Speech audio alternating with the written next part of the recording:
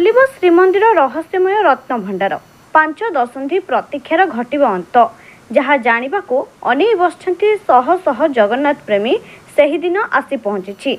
आज अपराह्न 1:28 रत्न भंडार को जीव स्वतंत्र जांच कमिटी एने प्रस्तुति आरंभ होईछि।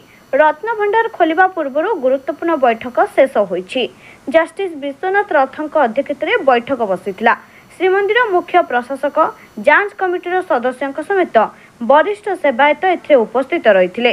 आउ किछि समय अपेक्षार आरंभ हेब रत्न भंडार खोलिबा प्रक्रिया। एथिपई श्रीमंदिर को आसी पहुंचिछंती श्री लोकनाथଙ୍କ मंदिररू आज्ञामाळ। आज सकाळू श्री लोकनाथଙ୍କ पाखरू आज्ञामाळ आसीछि। बैठक पर प्रतिक्रिया रखिले जस्टिस विश्वनाथ रथ। मोट 11 जन सदस्य भीतर को जिबे। 1:28 शुभ मुहूर्त निर्धारित होईछि। सेतिकी बेले रत्न भंडार चाबी खोला जिवो। आवश्यक सदस्य भीतर को जिबे। सेवकों सह अन्यमानक सहयोग कामना करा जाउछि। रत्न भंडार खोलिबा पूर्व प्रस्तुति जोरदार। श्रीमंदिर भीतर को गले 15 जणिया ODRAF team high mast light धरी भीतर को गले ओड्राफ टीम। रत्न भंडार खोलिबा बेले साप थिबा अनुमान करा जाउछि। तेणु स्नेक हेल्पलाइन टीम सदस्य मध्ये उपस्थित अछंती। माने टिके धैर्य रखंतु, टिके सहयोग करंतु। आज प्रशासन तरफ समस्त प्रकार व्यवस्था ग्रहण कराई। विस्तृत भाव में सब स्टैंडर्ड ऑपरेटिंग प्रोसीजर्स कराई।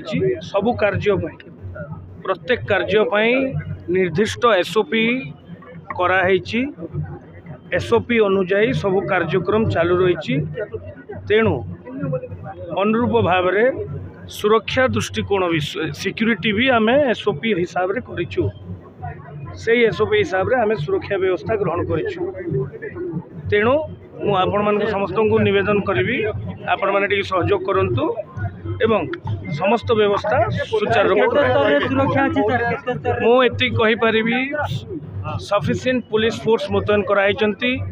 चेकिंग, फ्रिस्किंग, एक्सेस कंट्रोल, अनाधिकृत व्यक्ति को छड़ा जीव नहीं बाहर करवा ए प्रकार आम गोटे प्लान करूँ।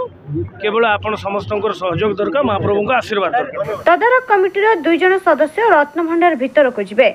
अध्यक्ष जस्टिस विश्वनाथ रथ और डाक्टर सीबीके महांती जिबे बोली सूचना मिली। Bureau report Jyotiprabha news.